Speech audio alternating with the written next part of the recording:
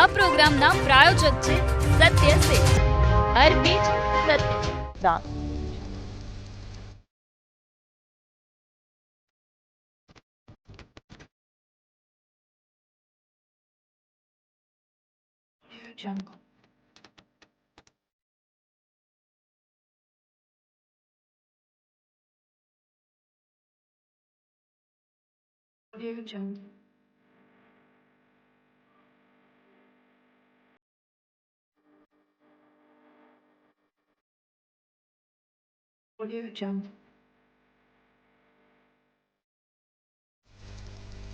શાકભાજીનો રાજા અને રોકડીયો પાક એટલે બટાકા.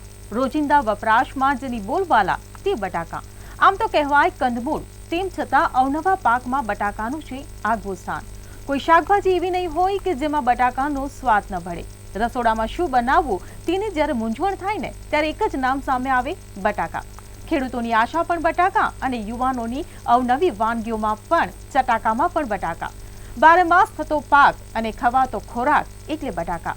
તો બટાકાનું આટલું બધું મહત્વ જ્યારે હોય ત્યારે આ બટાકાની ખેતી કેવી રીતે થાય છે અને તેના માટેની સંપૂર્ણ માહિતી મેળવવી પણ એટલી જ મહત્વની બની જાય છે. નમસ્કાર, હું હિરલ. મંતવ્યના ખાસ ખેતી કાર્યક્રમના પહેલા એપિસોડમાં આપનું સ્વાગત છે અને ખેતી એની પર આજે આપણે વાત કરીશું બટાકાની ખેતી વિશે.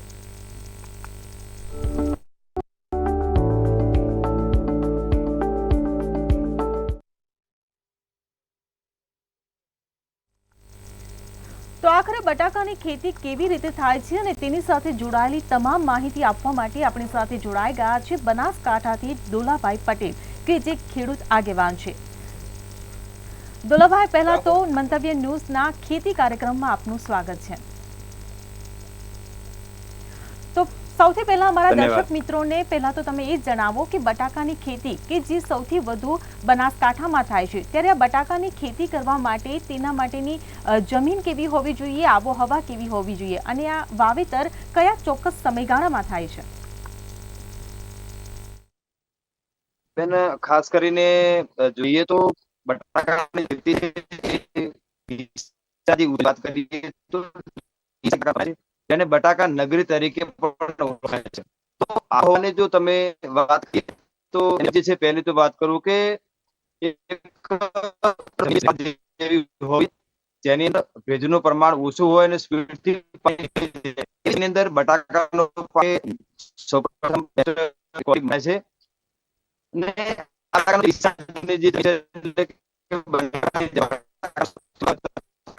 અને આબોહવાની જો હવામાનની 20 ટેમ્પરેચર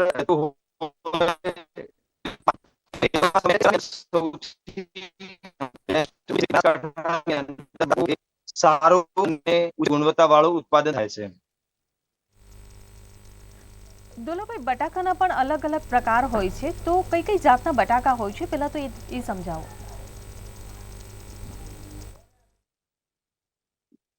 બટાકામાં વાત કરીએ જાતની તો એ જાત છે, એવી ઘણી બધી જાતો છે.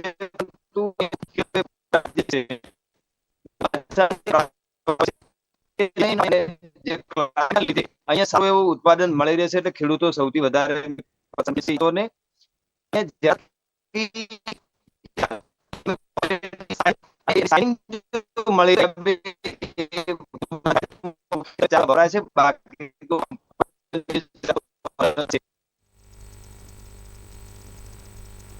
તો હવે એ જણાવો કે બટાકાની જે ખેતી થાય છે એ કઈ કઈ પદ્ધતિથી થાય છે? અહીંયા કરીએ ખાસ પદ્ધતિ છે.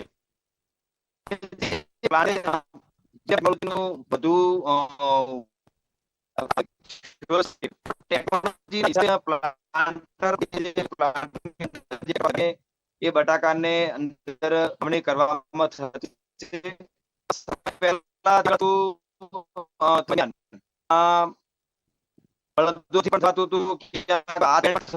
અત્યારે જો વાત કરીએ બનાસકાંઠા તો અહીંયા પણ કેટલી આવતી રહેશે. તો પ્લાન્ટર પદ્ધતિ છે અને પ્લાન્ટર પદ્ધતિ વાવણી થવામાં હોય છે બધું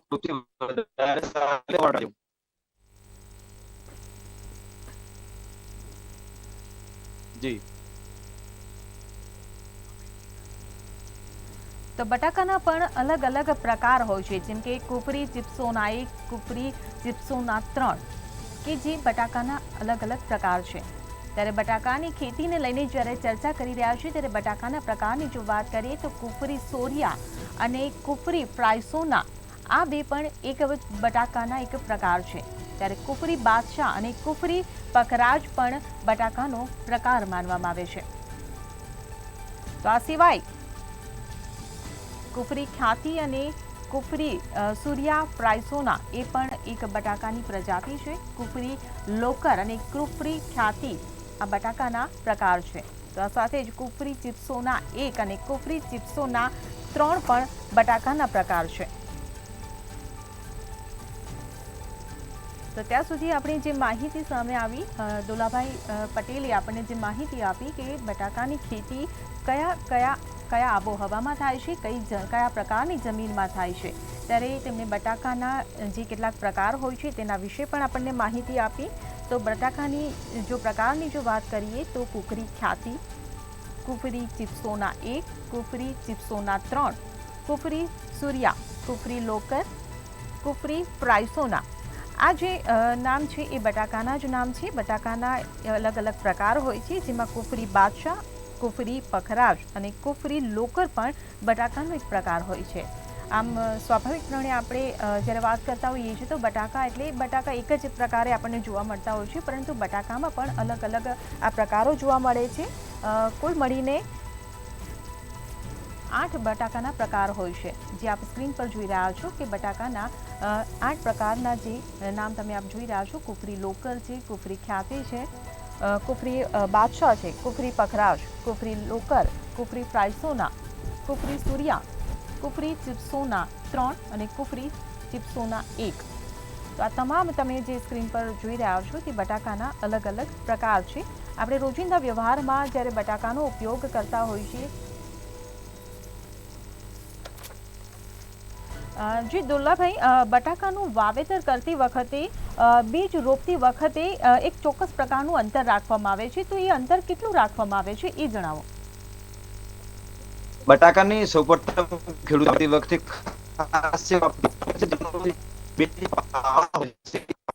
અંતરે 30 ઇંચનું હોય છે અને એ અંતથી વાવણી કરતી હોય એની અંદર જ્યારે કટિંગ સમય તો એની અંદર એક પદ્ધતિ દ્વારા ટ્રેક્ટરનું જે ટાયર હોય છે એની સાઈઝ જે 30 છે એ પેર હોય છે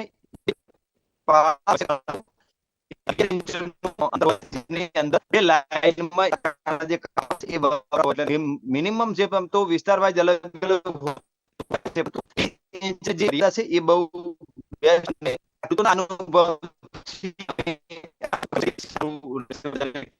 આવે છે અહીંયા.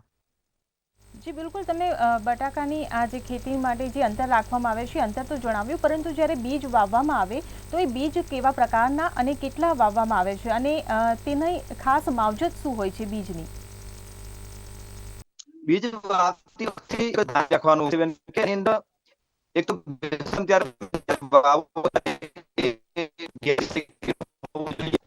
પાછળથી રોગ કરવાના હોય છે. જે બટાકા કાપા બનાવ્યા પછી અને 24 ની અંદર પેરણી દ્વારા જમીનો રાખવું પડતું છે અને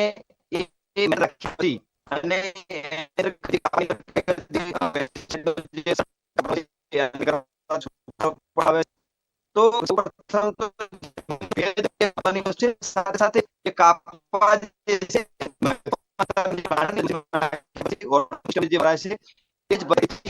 બટાકાનું વાવેતર એ વધુ ઉત્પાદન આપતું હોય છે. જી બિલકુલ, પાકમાં જે ખાતર નાખવામાં આવે છે એ ખાતર કેટલું અને કેવી રીતે નાખવામાં આવે છે? ખાતરની અંદર જો આપણે એક વીઘાની તો એ માપ આપણે એક વીઘાનું લઈએ તો એની અંદર 700 થી 750 કિલો જો બટાકા આપણે એ વાવેતર કરવાનું હોય તો એની અંદર મિનિમમ બે પાયાનું ખાતર જે કહેવાય છે એ પડતું હોય છે અને એક વીઘાની અંદર 3 ટોલી જે છાણિયું ખાતર છે છાણિયું ખાતર જો 3 ટોલી જેવું આવે ધારો તો સારું છે 3 ટોલી મિનિમમ આવે તો એ ઉત્પાદનની અંદર પણ સારું રહેશે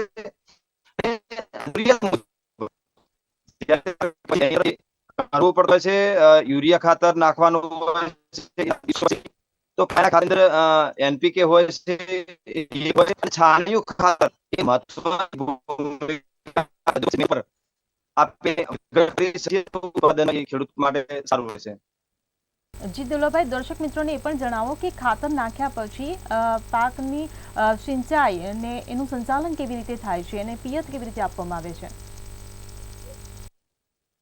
પાકની જો પિયત કરવા જઈએ તો આપણે સમય અંદર જ્યારે વાવેતર કરવાનું છે 10 દિવસ બટાકાનું વાવેતર કરવું પડતું હોય કર્યા પછી એ 10 દિવસ મૂકવાનું હોય જે ફર્સ્ટ પાણી હોય છે તો 10 દિવસ એની અંદર એ આપણે 4 થી 5 દિવસ ગાળાની એ આપણે મૂકવું પડશે।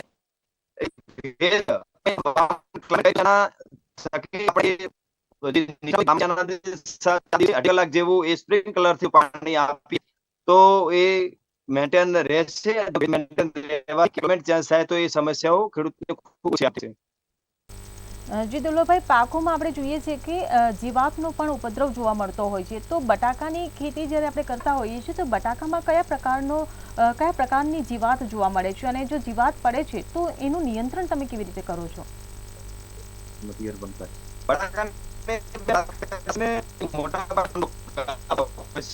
ઉત્તર ગુજરાતની અંદર છે 3 રોગ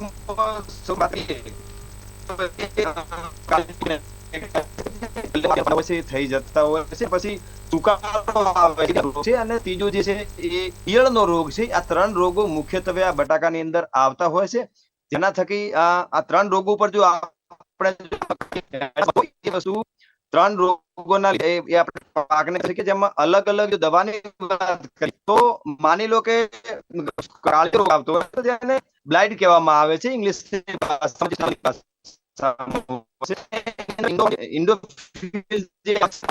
એને આગળ જો પ્લાનિંગ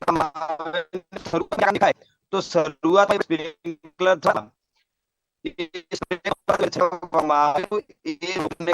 પરંતુ જો એક રોગ શેરી થઈ જાય તો 50% થી પ્લસ થઈ જાય તો એ રોગ કાબુમાં પાછળથી જે મેન્કોઝોબ આવે છે પાવડર ફોર્મમાં એનો પણ આપણે યુઝ કરી અને એ સુકારાનો જે રોગ છે એને પણ આપણે દૂર કરી શકીએ છીએ। પણ ખાસ કરીને બીજું જે ઈયળ છે તો ઈયળની અંદર જે મોનોક્રોટોફોસ આવે છે એ અલગ અલગ ઈયળ કયા પ્રકારની છે એ રીતે કરીને આપણે એને કંટ્રોલ કરી શકીએ। પણ ખેડૂતોને આપણા માધ્યમથી ખાસ કહેવા માંગીશ કે બટાકાની જો ખેતી કરવી હોય તો એની અંદર પર ડેની અંદર દરરોજ એના ઉપર ધ્યાન રાખવું પડતું હોય છે અને ક્યાંય હતું તો બટાકાનું જે સાઇઝ છે અને એનો ઉત્પાદનનો મોટો પણ ફરક પડતો હોય છે।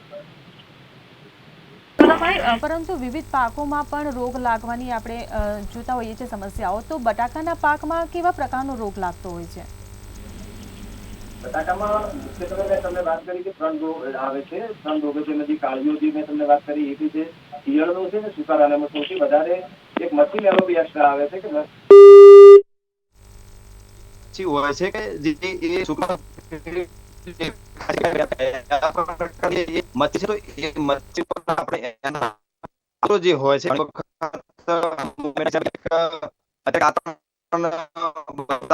મેલો પણ હોય છે અંદાને આપણે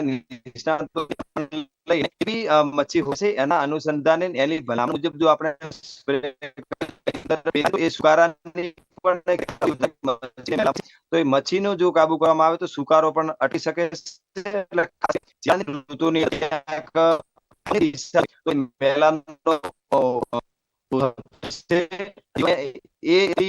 જીવિત થઈ અને આ રોગોને ભલામણ લેવું હોય તો સુકારાનું ખાસ ધ્યાન રાખવું જોઈએ। જોઈ એ ત્યાંના નિષ્ણાતો હોય છે એની ભલામણ મુજબ આપણે એ કામ કરી શકીએ છીએ. પરંતુ પહેલેથી જ આ બટાકાને રોગ ન લાગે તો એના માટે પહેલેથી માવજત શું કરવામાં આવે છે અને રોગ લાગ્યા પછી તેનું નિદાન શું કરવામાં આવે છે?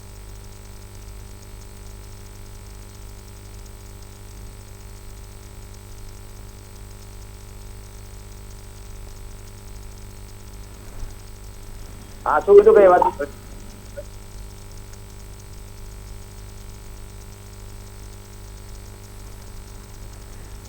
તો બટાકાની ખેતી કેવી રીતે થાય છે તેની પર આજે આપણે વિસ્તારથી ચર્ચા કરી રહ્યા છીએ. ત્યારે બટાકાના જે વિવિધ પ્રકાર હોય છે તેના વિશે આપણે માહિતી મેળવી. બટાકાના જે પ્રકાર હોય છે કુફરી ચિપ્સોના 1, કુફરી ચિપ્સોના 3, સાથે જ કુફરી ખ્યાતિ, કુફરી ચિપ્સોના 1, કુફરી સૂર્યા, કુફરી ફ્રાન્સોના આ વિવિધ પ્રકાર હોય છે. તો આ સાથે જ બટાકાની જે ખેતી કરવાની જે પદ્ધતિ છે તેના વિશે પણ આપણે વાત કરી, જેમાં ખાસ કરીને ચાસ પદ્ધતિ એટલે કે જેને ફ્યુરો પદ્ધતિ પણ કહેવામાં આવે છે. તો આ સાથે જ ટપક પદ્ધતિ કે જેને આપણે ડ્રીપ પદ્ધતિ પણ કહીએ છીએ.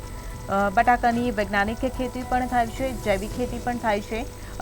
તો જ્યારે બટાકાનું વાવેતર કરવામાં આવે છે તો વાવેતર માટે એક ચોક્કસ પ્રકારનું ખાસ અંતર રાખવામાં આવે છે વાવેતરની વચ્ચે. ત્યારે વાવેતરની અંતરની જો વાત કરીએ તો એમાં 3 પ્રકારના વાવેતર હોય છે અંતરના, જેમાં 1 હારપાડા પદ્ધતિ છે, 2 હારપાડા પદ્ધતિ છે અને 4 હારપાડા પદ્ધતિ છે. અને આ 3 પદ્ધતિ દ્વારા બટાકાનું વાવેતર વખતે અંતર રાખવામાં આવે છે.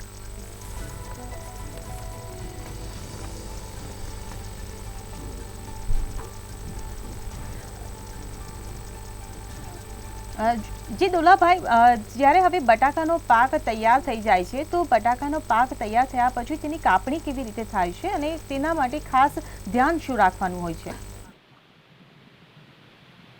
બટાકાની અંદર ખાસ જ્યારે વાવેતર આપણે જે કાપણીનો સમય આવી રહ્યા છે તો સૌ પ્રથમ 25 દિવસ પહેલા એને પાણી બંધ કરવાનું હોય છે.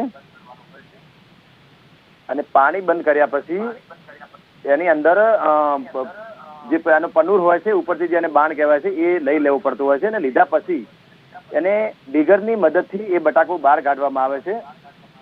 બહાર કાઢ્યા પછી એને જો પ્રોસેસિંગનો હોય, જો કંપની થ્રુ વપરાયેલો હોય, જેની ચિપ્સ બનાવવાની હોય તો પછી એને 24 કલાકની અંદર કે 48 કલાકની અંદર વધુમાં વધુ એને એ કોલેસ્ટર સુધીની વ્યવસ્થા ટ્રેક્ટર મારફતે યા ટ્રક મારફતે કરવી પડતી હોય છે. અને જો ખાવાના હોય છે કે જે શાકભાજી માર્કેટની અંદર મૂકવાના, લૂઝ પેકિંગમાં પેક કરવાના હોય તો પછી એને 7 દિવસ જો એને ત્યાં ખેતરની અંદર ઢગલો કરી અને એનો જે પેલું નીલણ છે એના ઉપર ઢાંકી દેવાથી એની જો શાઇનિંગ છે એ શાઇનિંગની અંદર સારો એવો સુધારો થાય છે. અને જ્યાં માટી એને જે ચોટેલી હોય છે બટાકા ઉપર એ બી ખરી જાય છે. તો 7 દિવસ ખેડૂત જો એના ખેતરમાં ઢગલો રાખે, જો એ ખાવાને જો હોય તો, અને જો પ્રોસેસિંગ હોય તો 48 કલાકની અંદર એ કોલેસ્ટરમાં પહોંચે એની ખાસ વ્યવસ્થા કરવી પડતી હોય છે.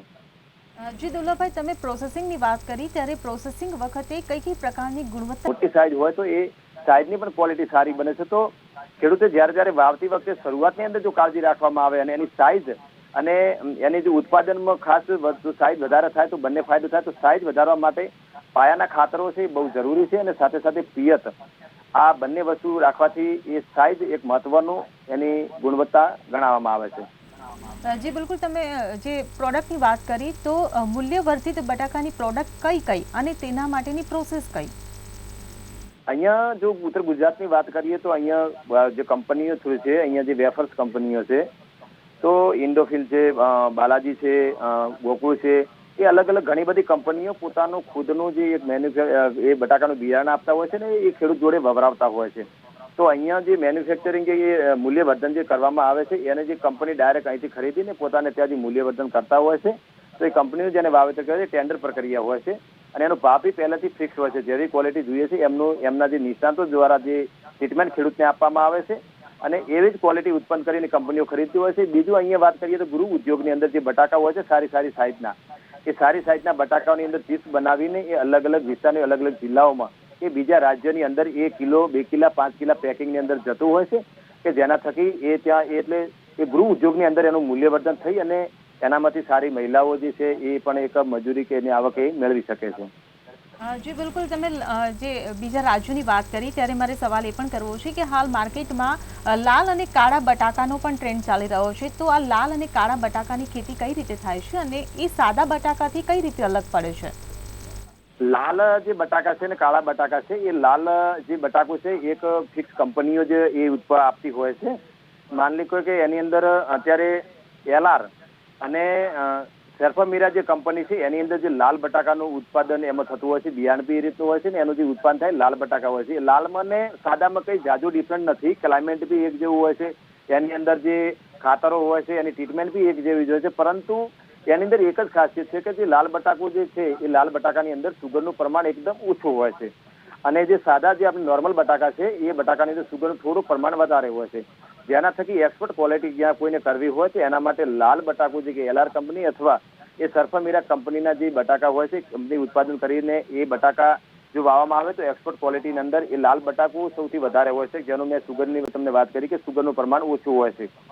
અને લાલ ને બટાકા જે નોર્મલ બટાકાની અંદર કઈ જાજુ ફરક નથી, ખાલી એ સુગરનું જ પ્રમાણ છે. અને એક્સપોર્ટ ક્વોલિટી અંદર એ ક્યાં ક્લાઇમેટ અને કે વાતાવરણને અનુકૂળ રહી તો એ થોડો દિવસ સુધી ટકી શકે વિધાઉટ એર કન્ડિશનર સિવાય, એટલે એ લાલ બટાકુનું અત્યારે ટ્રેન્ડ ચાલવામાં આવે છે. સાથે સાથે એની અંદર જે ખાતરો છે એનું પ્રમાણ પણ થોડું વધારે આપવામાં આવે છે, અને ઉત્પાદનની દ્રષ્ટિએ સાદા કરતા લાલ બટાકું જે કંપનીનું હોય છે એ થોડુંક ખેડૂતને ઓછું પડે છે. એટલે ઘણા લોકો કંપનીનું લાલ બટાકું વાવે છે, અને ઘણા જે ખેડૂતો છે 60% પ્લસ એ પોતાની રીતે જે બિયારણ લાવીને આ રેગ્યુલર જે બટાકાનું ઉત્પાદન બટાકા વાવી દીધા છે અને બટાકાનો પાક ઉતારી પણ દીધો છે, પરંતુ હવે તેને માર્કેટમાં પહોંચાડવા સુધીની એક ચોક્કસ વ્યવસ્થા શું હોય છે? ઉપર દાગ લાગવાની શક્યતાઓ વધારે રહેશે. તો જે તે કંપની વાવેલું હોય છે એ 48 કલાકની અંદર પ્રક્રિયામાં એ ત્યાં પહોંચી શકતું હોય.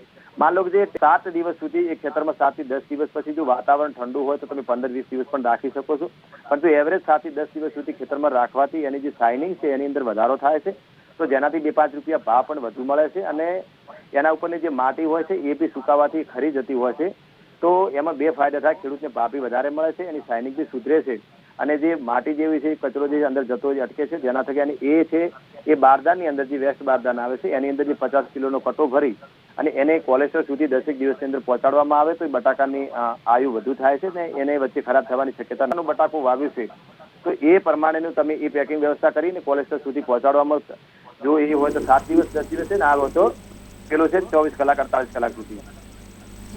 જી દોલાભાઈ, તમે જે સમગ્ર માહિતી આપી બટાકાની ખેતી કેવી રીતે થાય છે તેને લગતી તમામ જે માહિતી પૂરી પાડી એ બદલ આપનો આભાર.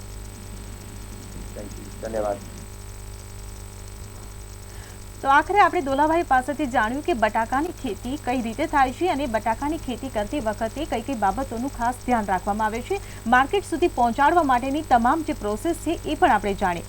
તો આ અહેવાલ તમને કેવો લાગ્યો અને આવનાર દિવસોમાં આપણે ફરી મળીશું ખેતીના ખાસ કાર્યક્રમમાં નવા જ વિષય સાથે. ત્યાં સુધી જોતા રહો મંતવ્ય ન્યૂઝ. નમસ્કાર.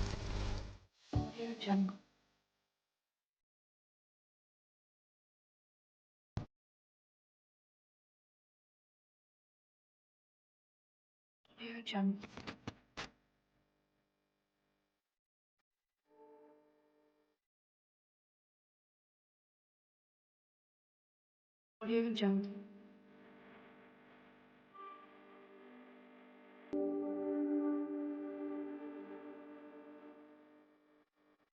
Audio Jungle.